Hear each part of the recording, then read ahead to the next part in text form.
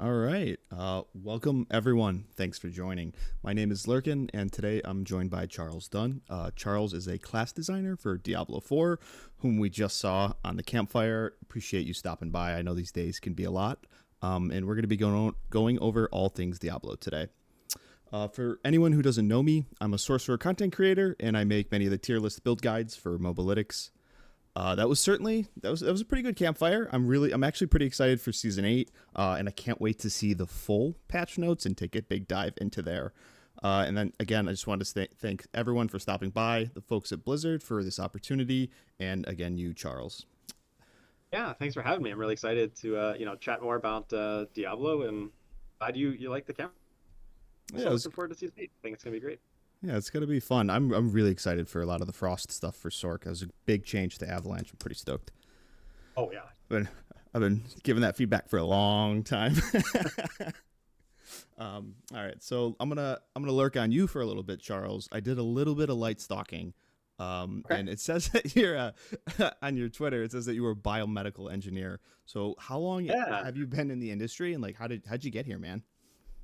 Yeah. So my when I went to college, I went for actual biomedical engineering. That was what my degree was in. And then right out of college for a few years, I worked as an engineer at a company um, for a while. And then I kind of, it wasn't really vibing with me. It wasn't really the career path I really saw myself pursuing long term. And so I made a change and I started. I knew I liked video game or it's self teaching. You're cutting out a little bit, Charles. Oh, is better. Yeah. Um, okay, I'll move the mic a little. Yeah, so I started self teaching myself game design once I realized that biomedical engineering maybe wasn't what I was gonna do long term. Um, so really immersed myself in it, learned a bunch of the tools, EDC talks, You're books. you're still cutting out pretty bad. Why is this cutting out? Hmm. Let me adjust my input sensitivity down a bit. Maybe that'll help. Um, okay, let's adjust the input sensitivity. Okay, that's But probably it. yeah, okay. Um, and then yeah, so really just kind of realized that biomedical engineering wasn't the career field for me, and decided to make the jump into game design. And since then, I've been here at Blizzard for almost 4 years now. Nice. Um, Spent some time on Hearthstone, and then most of it has been on Diablo since then. That's cool. I'm getting there myself with my career path. Might go to law school. I don't know what I want to do. I'm bored. Financial analyst. I'm kind Yeah. of bored. I, But I I'm yeah, a I'm a. I just want Sorry, you go. to I just say I think it's never too late to make a change that you think is going to improve your life in terms of career path. So never be afraid to take a leap. Okay. I'm a big Bills fan. I saw that you're a Steelers fan. How you feeling about them next season? Steelers going to win the Super Bowl next season, 100%. Yeah. Maybe I don't know. I was born and raised in Pittsburgh and only moved out of Pittsburgh to come out here to Irvine, California. So diehard Steelers fan as everyone in Pittsburgh is, and so I gotta root for the home team. I, I, I And feel that. This yeah, is a big one. This so I have two sets of questions, and this one kind of decides whether you get the hardball questions or you get the nice ones. Dogs or cats, man? What are you? definitely dogs. That's all right. Dogs I'll, every time. I'm gonna let this one slide. I know I got a cat profile Oh no. picture, but I gotta respect you. Everybody's got Okay. differences. All right. Fair enough. I'm a fan of dogs. All right, and then what exactly is it that you do as a class designer? Like, what is your day to day or week to week at Blizzard there? Yeah, so I'm a class designer, but I'm mainly working on the final design team. And so my responsibilities are really paying attention to the live game, seeing what people are talking about, what people are playing right now today, and looking at like how can we improve that for the next release, the next season, whatever that might be. So I kind of jump from one season to the next. So I'm working on season 8, and then I'll work on season 9, and then on and on, and looking for opportunities to make adjustments to the classes and say, hey, this ability is not being used. Let's find a way to adjust it. Whether it just be numeric buffs and then crunching the numbers on that, or if is like a redesign and saying, okay, we want this to change how it functions, and then actually going in and making those changes. We also, as final design, we also are kind of the last barrier for other content that's coming in. It's like, hey, another team is making a brand new thing, whatever it might be, a new activity, new items, new something. Generally, a lot of those will go through our final design team for kind of like a last Okay. check pass to make sure that it really aligns with the way players are playing the game and it kind of meets those criteria. All right, cool. Okay, we're gonna move on to our next section. This whole section here is about class fantasy. You know, the thing that makes Diablo such a fun and captivating game. What is I'm gonna so we're gonna talk about each class briefly. I'm gonna ask you some questions about what is the class fantasy, and then I'm gonna give you a piece of feedback that I've heard echoed a lot, and then if you have any feedback on that. So the question is, what's the class fantasy that the team is striving for, and how much has the vision had to change since launch to keep up with like the evolving game? So we're gonna start with my least favorite, but apparently you played it last season, Barb. Yeah, yeah. I mean, Barbarian, I think, is one that the class fantasy is all about like the physicality and the big weapons, the big hits. And of course, we've had to adapt it over time where, sometimes it's things that are a little bit disconnected from your weapons, like the earthquakes and the dust devils, end up taking center stage, and those are kind of like an extension of their physicality. It's like, hey, they're hitting things so hard that they cause the earth to crumble and crack. Um, but I think we're really looking to make sure that we key in on like they are the masters of weapons and physical hits, um, I I'd and agree. that's I where would we're agree looking at. with you there. Barb smash, and that was my feedback that you already hit right on the nail. There it was make core skills great again. So it's from the live stream that we saw, it seems like you guys are really harping in on that. 100% agree. Yep. All right. Next one is Druid, a class I actually know the least about. Yeah. So kind of teach me about them. Druids are really like the masters of adaptability in Diablo. They have lots of different ways they adapt to different situations. They shapeshift. I think it's really emblematic of shapeshifting is like adapting to a different form based on the situation, um, and like the different skills. And so you see this with like a lot of their, um, like so many different kind of disparate ways of playing. You've got like lightning and earth and werewolf and werebear, and then even within that, you've got like Storm that is like wind magic and lightning magic are a little different.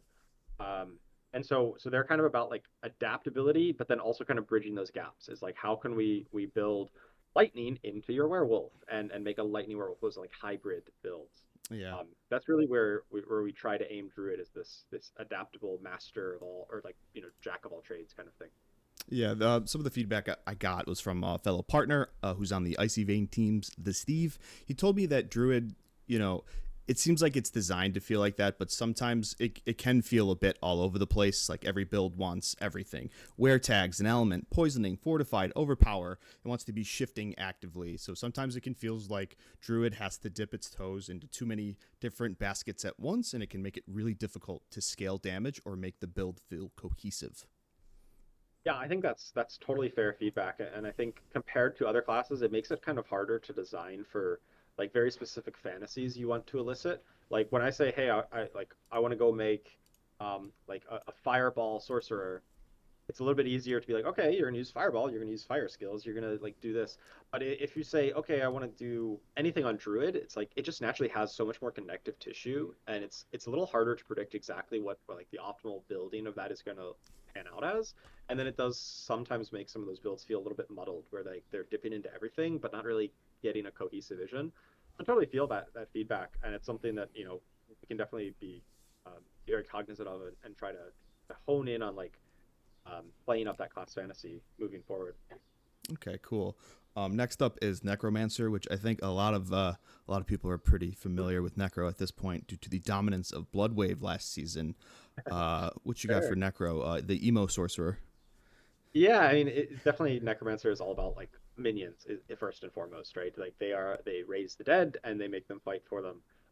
And that's why like so much of our focus in some of the recent seasons has been making sure minion necro really felt supported. We did a big pass on like how summons work across the game in season 7 to like really update their combat math to make them viable, and work with bonuses. And so like that's where it really starts. If minion necromancer is not like a good way of playing necromancer, that's like a miss. Of course, they have many other types of magic, bone and blood and shadow, but I think the core fantasy like necromancer has to be a minion pet class first and foremost. Yeah, I think it is cool that besides minions, like it does at times with the blood skills, they get some rapid fire stuff going, and it looks like a blood sorcerer. So I think it's pretty cool. The big piece of feedback from Necros is this one's from Macro Bio Boy over there at Maxroll. They really want to see the Shadow Blight key passive get some love. It's kind of been out of the meta since around season 4. Yeah, I agree. We every season we really try to focus in on certain areas of the class, and I think we've been it's been a while since we focused in on the shadow builds on Necro. I think that's fair feedback. We've done so much more with like blood and minions recently that I think it's fair to say that Shadow Blight may have fallen a little bit behind the times. That's all right. Next, we're moving on to Rogue, which Adam has a nice tattoo of. Do you have any Barb tattoos? No, I do not have any tattoos. I was surprised to hear that. I'm like, what? Where did that come from? All right, all right, Yeah. all right. So what you got going on with Rogue? Yeah, I think Rogue is the core fantasy is all about kind of I think like from a mechanical standpoint, it has a lot of like combos and kind of crafty gameplay and like setup and payoff. Right, you've got like your imbues where you press one button to empower your skills and then you use them that are empowered.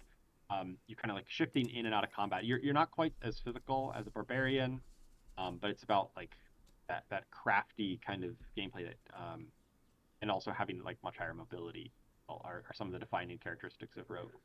Yeah, and I think it's a really cool nifty mechanic, and sometimes it can be kind of tough to like nail down to get that combo based playstyle to feel good. Because after 2-3 hours of like comboing, sometimes you just want to blast. Yeah. But I think it's been good so far. And the biggest complaint from Rogue, this one's from Mippy, over there at Maxroll again. He really wanted me to harp on the fact that rogues feel like their single target damage. It's extremely reliant on stagger and crowd control multipliers. Yeah, I did. I think like one of the particular ones like trick attacks. We've updated and I'd mentioned this a bit on stream is that a lot of those like crowd control multipliers like don't work great on single targets or bosses. Yeah. And so we've definitely are aware of that and are making updates to a lot of those effects to say like when you stun an enemy or when you stagger a boss or like hitting a boss. It's kind of a case by case basis, but we're definitely aware that like we don't want those to be like great in most situation and then literally worthless on a boss. We're definitely cognizant of that and are gonna be making adjustments to move to a better world in that Yeah. regard.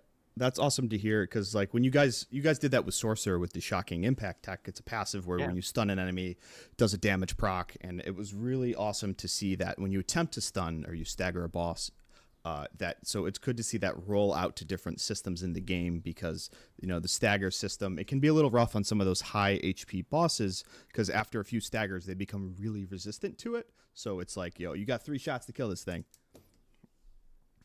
Yeah. Agreed. That's we don't want it to be like you can only do damage during the stagger window. Okay. Next is Sorcerer, my class. What you got for me on Yeah, Sorc, fan? I mean, I think just much like Barbarian, it's a well-known like fantasy trope, right? The spellcaster, Yep. and it's master of the elements. It's weaving spells in together. It's about making big fiery explosions, right? That's or icy explosions or lightning explosions, I guess. I think you're doing a pretty good job on Sorc. The masses, they demand one thing, and that is Hydra. The masses want a Yeah. Hydra unique to give it some big damage and an area of effect. They want it to be the main character. Uh, and Yeah. Yeah, no, I think I totally sympathize with that. I think we gave some support to like Familiar as a conjuration when it came out, and some of the other conjurations as well, and totally agree. Hydra has lagged behind in that regard. Um, I'm curious. So like Hydras are pretty interesting skill compared to other conjurations, which are like either cooldown based, um, But like Hmm. as long as you get the cooldown back up, you can spam them out um, for some of them. But Hydra is this weird spot where it's like we limit how many you have on screen because we don't want like literally 100 Hydra heads on screen is just going to kill our like game performance Yeah, because like we that's get it. so many things.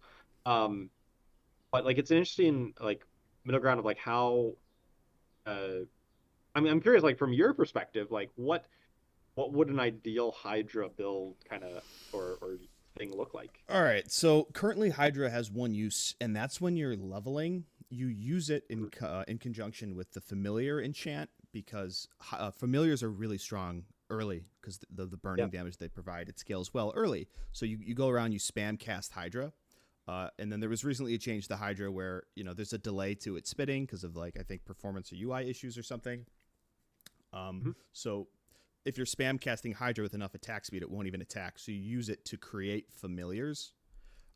So, but what I think Oh, what people okay. want from Hydra is when you're playing a build, you can't really have Hydra be an accessory because you can only like it's not really worth it to cast 2 Hydras and then have them like spit for a little bit while you do other things because you can't really scale all your damage.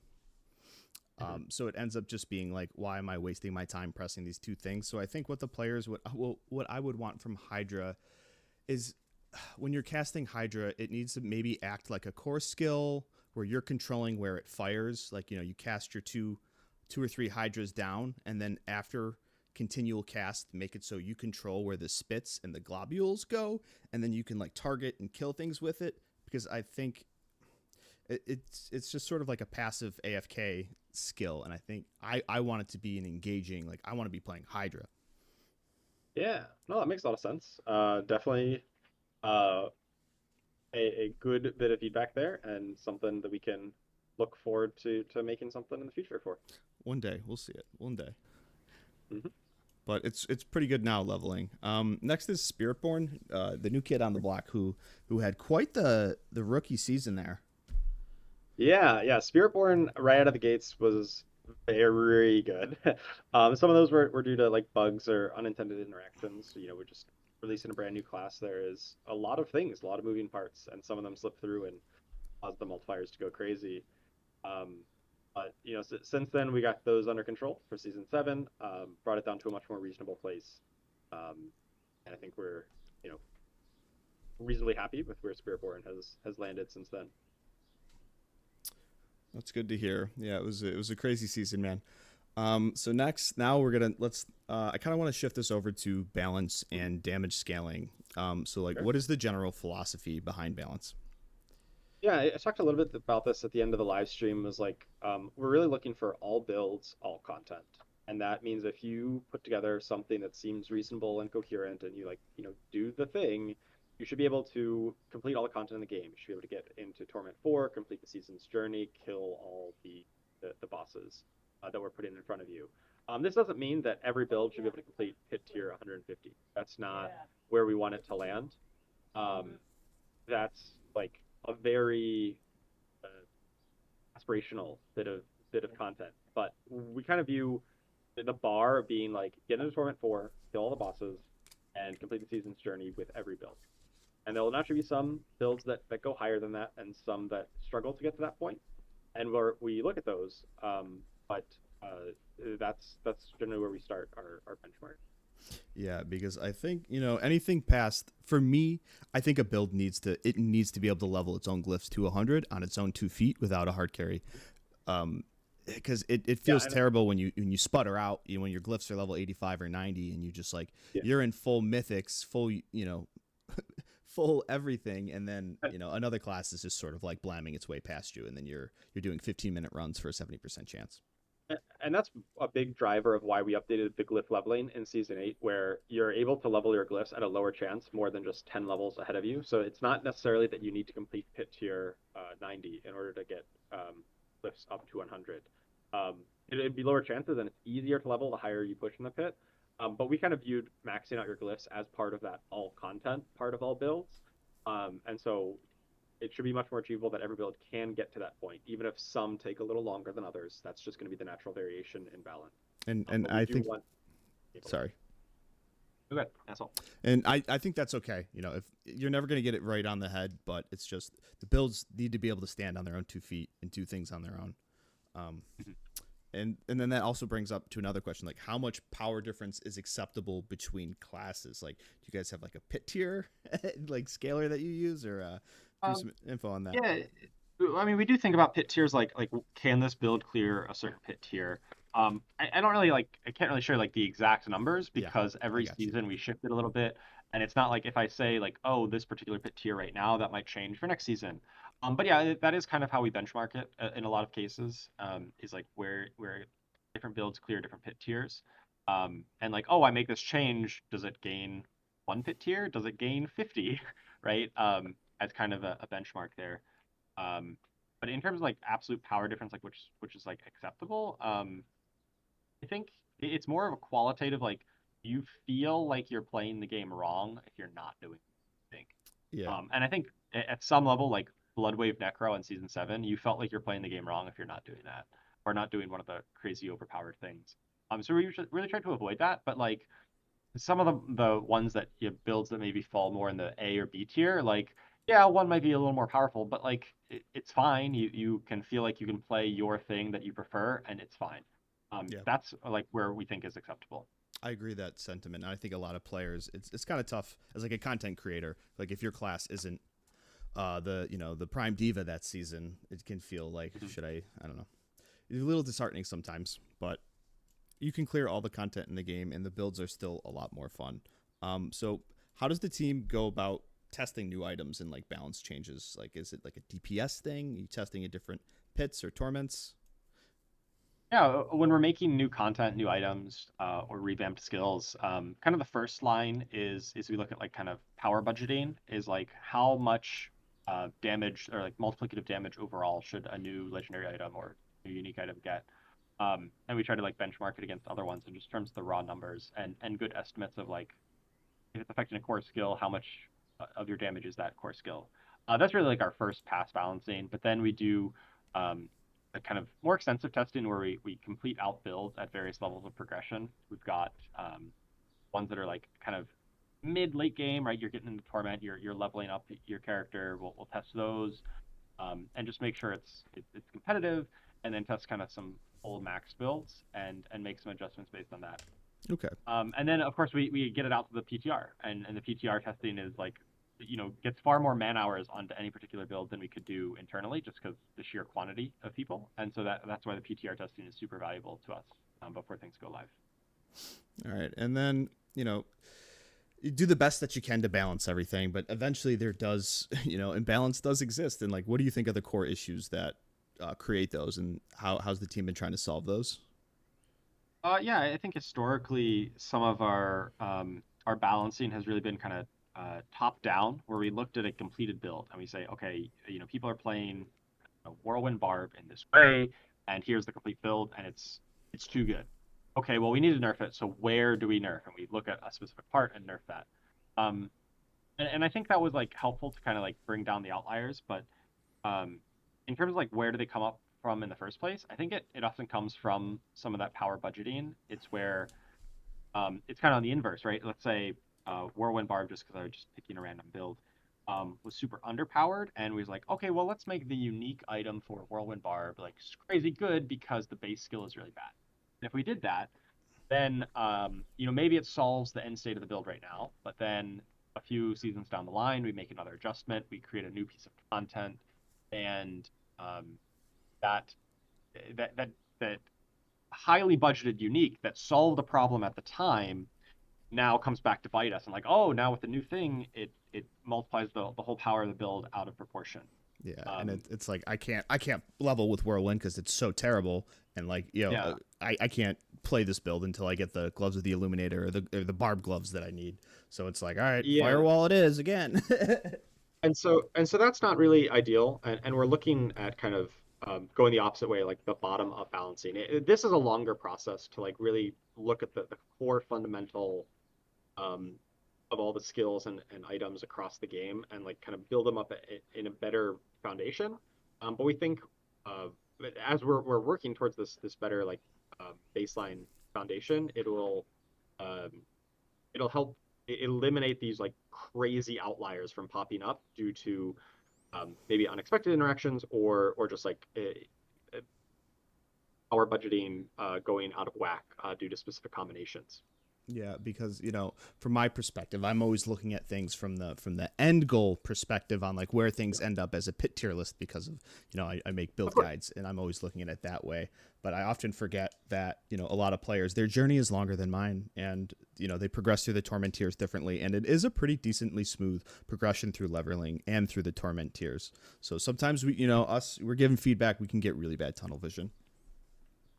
Yeah, and I think it's helpful to look at it from both angles, like the bottom up and the top down, like the final state versus the core fundamentals. Both perspectives are very valuable. So, we brought up, maybe the multipliers on some of the items, we want to avoid those sometimes because it feels like multis are pretty large. They're pretty big right now. How does the team feel, maybe about a stat squish in the future? There's been some feedback, and it's gone as far as like recommending multipliers be completely removed off aspects and just, have an aspect or an item be purely mechanical, like Ice Shard's Pierce or something like that. Yeah, I think there's kind of two parts to this. One, yes, some of the multipliers are a little crazy, and a lot of the ones that get really crazy are the ones that like scale with something else. That say like, Yes. hey, depending on how much vulnerable damage you have, you do more damage to this in this other case. Those are ones that definitely like are some of the ones that are the biggest outliers, and we're definitely looking at um, whenever they're so good, they really skew like, hey, my whole build is around maximizing this one power, this Yep. one thing, and it's too much of like how you build your character. And so we're looking to like put a cap on some of those, be like, hey, this is how much you can get out of it. And so that way it kind of frees you up to think about other things once you've kind of gotten close to that cap, and it's not so like all encompassing warping on your build. Yeah. The second part on like oh. No, you keep going. The second part on like the aspects, like purely mechanical. I think there's a balance there where you you want to be able to be like, hey, I found a legendary item. Let me pick it up. Let me read it. And you still want to get excited about it. You want to be like, oh, that's cool. That's new and different. And sometimes mechanical changes get you there, but sometimes just like damage goes up gets you there. It make you feel impactful when you equip it. I think it's a balance that we try to strike, but it's definitely part of the conversation around how we think about legendary items going forward. Yeah, I think that's fair. You want to progress through the aspect system, get a really strong aspect, and like put it in a smart slot, and you get a lot of damage from it. But sometimes it can be really difficult to scale multiple sources of damage at once, and I think that's like the overarching feedback that we've given a lot. Like my meteor Mhm. build needs an aspect on a staff, and it needs an aspect on my amulet. And that's like most of my power budget, and it only scales my meteors or my meteorites or whatever I'm specking into. Has there been any push to make forms of damage scaling more generic so that like when you do have a season where you introduce all these boss powers, like certain builds aren't just like, all right, well, my entire kit only buffs my earthquakes, so I can't really scale this physical damage power.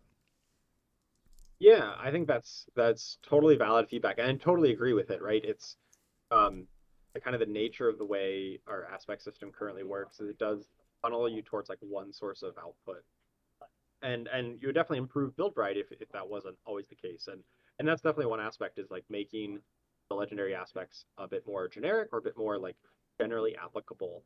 Um, I think that's good as long as there's some kind of conditional on them or conditional enough that it doesn't create a situation where like one aspect really dominates an entire category for all builds, because then it's like you kind of get back in the same situation. But um, I also just like I agree that that is a direction that like you can definitely look for some aspects in the future, like moving towards that more generic um, space. As long as we're maintaining that excitement, that drop, where like transformative type effects are exciting and interesting and provide texture. If everything was just generic, you deal X% in increased damage, things get boring pretty quick. Yeah. Personal note, I do commend the team for what they've done with Sorc over the past 2 seasons. Like freeing us from burning, freeing us from conj mastery, and Sorc has become a lot more generic, but I think it's been okay because it's Sorc needed a lot of power, and so much of its power was like really specific. So there were a lot of targeted buffs to our passives and our legendary nodes and etc. that have given us a lot more power. So we are a lot better off than we have been in the past. Let's see.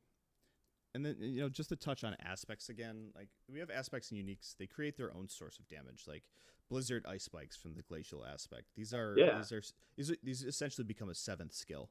Like you're casting Blizzard, but you have these ice spikes that are made. The problem is these occupy offensive slots most of the time. And then again, if you run them, you're forgoing damage elsewhere because you have this aspect that creates a skill on a staff or an amulet or something. Like, are you guys happy with this current system?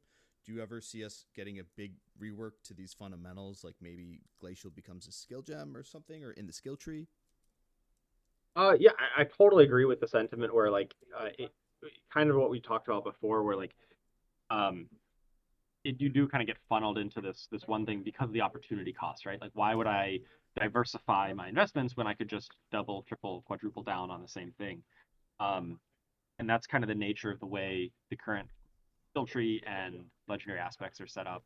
I think that's a good ongoing conversation that we are having internally about like where the best place is for what we'll call like customization of your build, of like changing its fundamental like targeting or like size, shape, like behavior of the skill versus like growth in terms of like numeric gains and like power gain. Currently, right now, like aspects really kind of handle both, right? They modify your skills and they give you damage. The skill tree kind of barely handles either. Where like you learn the skill and you can like lightly customize it, and like lightly grow it with more skill ranks, but really it's all about those aspects and those legendaries, the itemization. And we'd love to hear more feedback around this, and like how players would prefer that kind of split and organization to be. But I also do want to caveat it that like fundamentally changing our skill tree system and aspect system is a big undertaking, and it's something that we think could improve the game, but it would take a lot of time to really get right at a kind of a quality bar and deliver it well I get it. balanced. It'd be like a whole new game, man. It's not like we're gonna ship this, like, oh yeah, great idea, let's go and change that for next week. Season 9, Um, baby. Let's go. right? It's something that it's on our radar, but it is. I do want to stress that it does take time to make changes like that. Yeah, we get it. You guys been doing a good job, man. The game's come a really long way since it was at launch.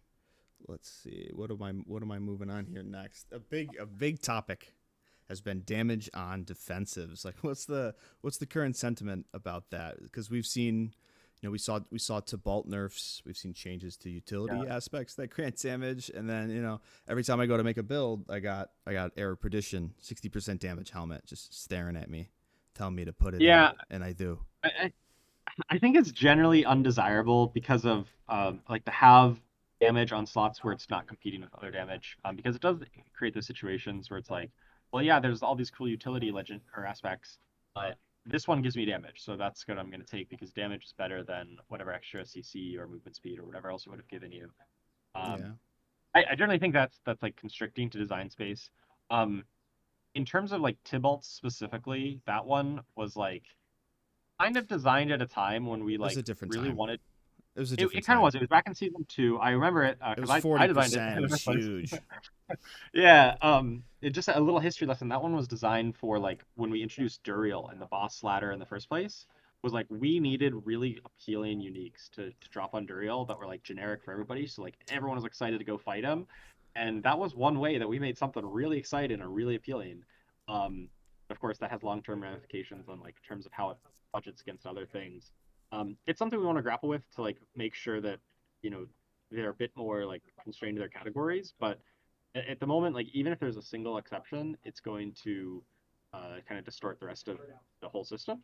And so there's a lot of those that exist right now, and it's something that we're going to monitor and hopefully improve to a better place. That's good because we finally got an ice shard unique, and then it ends up being in a helmet slot, and then some of the player base is just a little disappointed.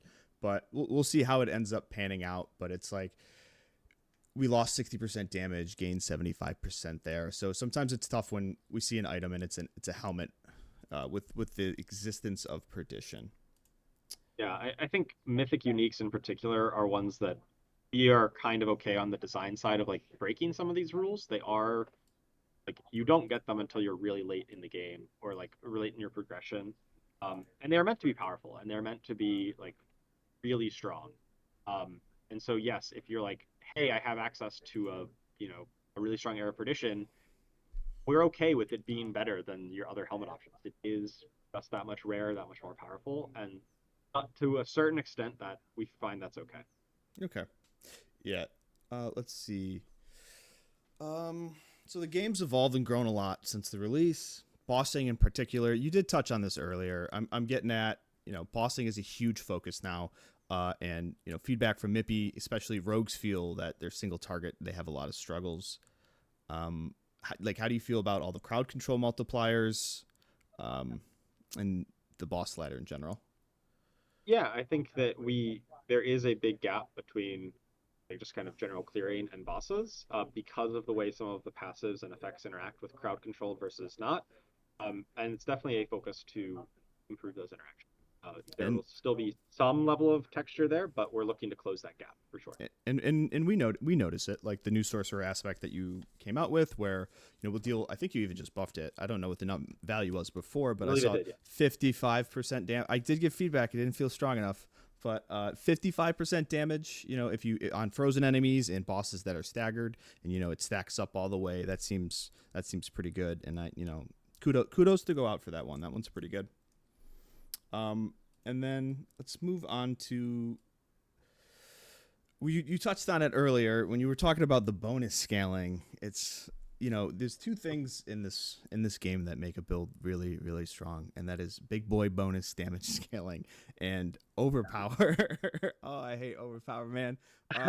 Yeah. Bro, I can't overpower. I hate it. Does the dev team like this form of scaling? Do they intend to give it to every skill? Because skills or classes that are without it, sometimes they could feel left out. I think a lot of that initial scaling of like how much stat you build up builds like turning additive into multiplicative were designed at a time when we really needed to make sure that like certain stats on affix on gear like were more appealing. Like, hey, I'm playing this build, therefore vulnerable damage is more appealing to me than critical strike damage because I have a thing that scales with vulnerable. And that was kind of like why we introduced them is we wanted to make sure that there was still some texture in the itemization game, that some stats were better for you than others. Yeah. With a lot of them initially being uncapped, that led to problems as we added more ways of getting those stats, and that's why we're looking to add caps to those to be like bring them down to an acceptable level of power budget where it's like, hey, we know you're gonna maybe triple your damage on this, like with ultimates, but you're not going to 50x your damage with it. And I think if we can get that to a healthy spot where we know how much growth you're gonna have, um, that'll be uh, a healthy spot. Yeah, You also touched on. I think a really good example of that is what you've done with combustion, where it scales off damage with and damage to burning for all of Sorcerer's burn skills. This is something you can't get on affixes, so you can't just like temper cheese your way really early in the game to being way too strong, and it's something that's only unlocked in the Paragon. So it feels like it's a good way to scale up late, but not scale up too early. Yeah, yeah, I think that's something we also agreed. It's something that it doesn't scale completely out of control, um, but even so, we're just making sure that that's the kind of direction that these kind of scaling effects want to go. All right, it looks like we're approaching time here. I think there was some questions from chat that people wanted to go over. Let's see. Absolutely. Some chat questions. I'm just kind of checking my things.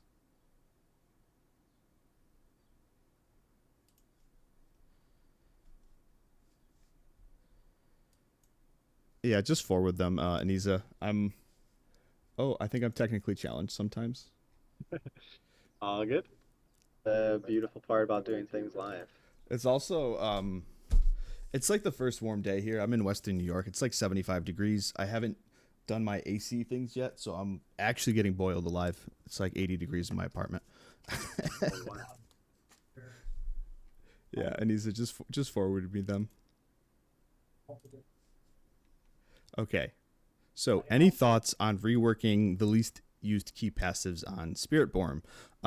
Adaptive Stances doesn't deliver too well on the multi-spirit theming, and for Vital Strikes, the vulnerable activation and consummation is bothersome. Is a bothersome gameplay loop.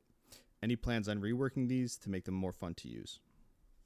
Oh yeah, I think that's really good feedback, and definitely things that are within the scope of our like seasonal updates, season over season. This is where like getting feedback on like the current state of classes in general is super valuable. So things like, hey, this just doesn't feel great on Spiritborn. It's the kind of feedback we want to hear.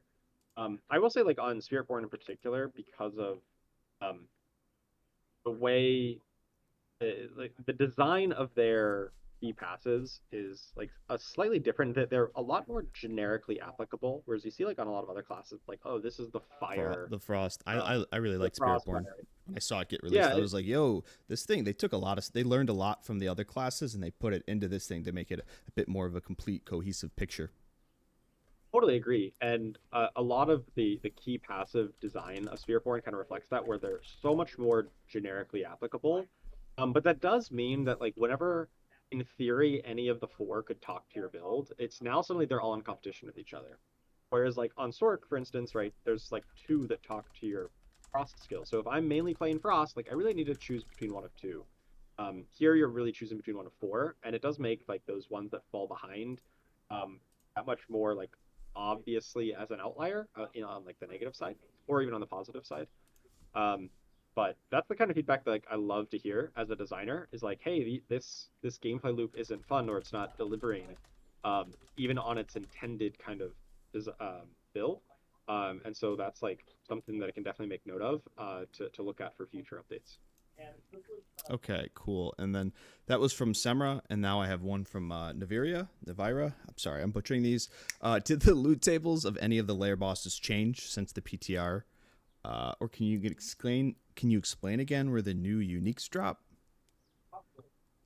I do not believe there has been any adjustment since the PTR, but that is not necessarily the area I am most closely involved with. Yeah. I'm maybe stalling for time to see if I can pull up like Uh, patch notes. I might be included in there.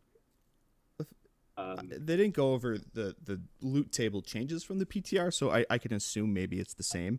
But if not, Wowhead will probably have the boss loot Yeah, tables up on within hour 4.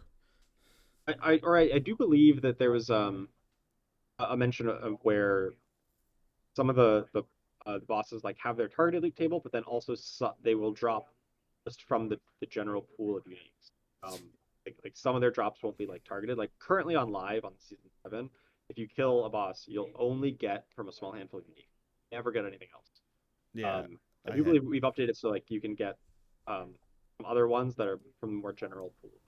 Yeah, some people had mixed feelings about that. Like it might be harder to target farm something, but as somebody who, oftentimes if I'm farming for mythics, I feel forced to farm Duriel, and then I'm like, yo, I don't need any of this loot.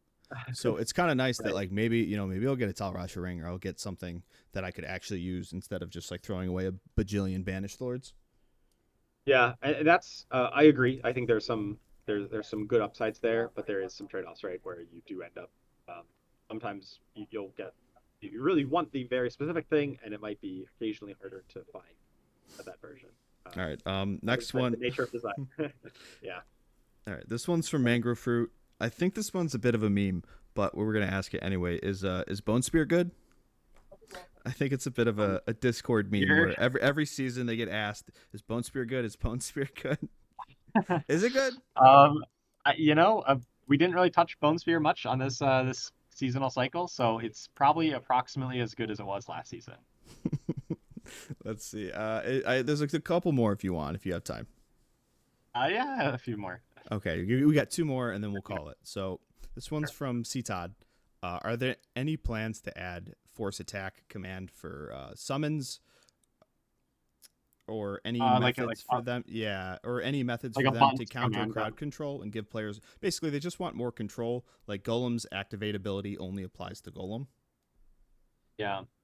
Um, I know there's not currently any plans for doing that. I think that is a big undertaking on the skill, to like comprehensively say, hey, there's a brand new button of recommanding your skeletons on Necromancer. There's definitely like design space where we can make specific effects or specific items that modify things in that way. I mean, I did a lot of work on the Necromancer Golem to make sure that commanding it felt more impactful.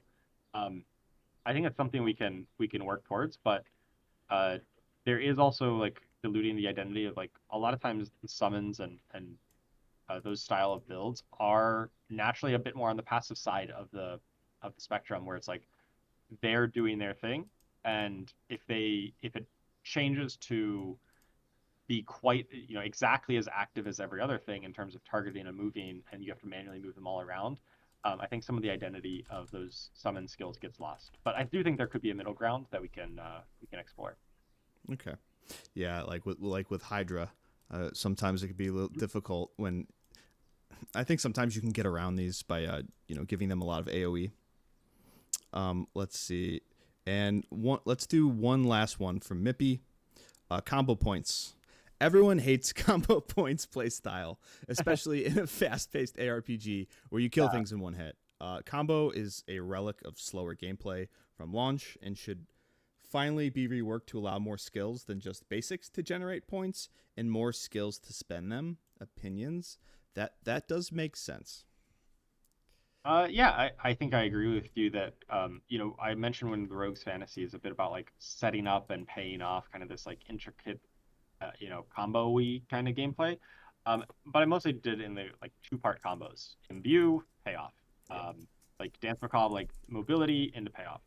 Um, when it's like kind of four-part combo, it's like basic, basic, basic, payoff. That's a little too far. Yeah, And I think that's really good feedback that we can look for more opportunities to generate combo points and better ways of spending them that kind of match the pace of the game. That's really valid feedback. I have done Rogue for one season, and I do remember it being really annoying. Like puncture TB, puncture TB, puncture TB back in season 1. Yeah. So I think that's good feedback. All right, I think that's all we got, man. I appreciate you coming by. I know it's been a long day for you. A lot of talking, a lot of yapping. Has been, but it's been really fun. Thank you so much for the time to chat. And thanks everyone for stopping by and listening to us ramble for a little bit. I hope we gave you some nice insights, deeper than sometimes that you get to see.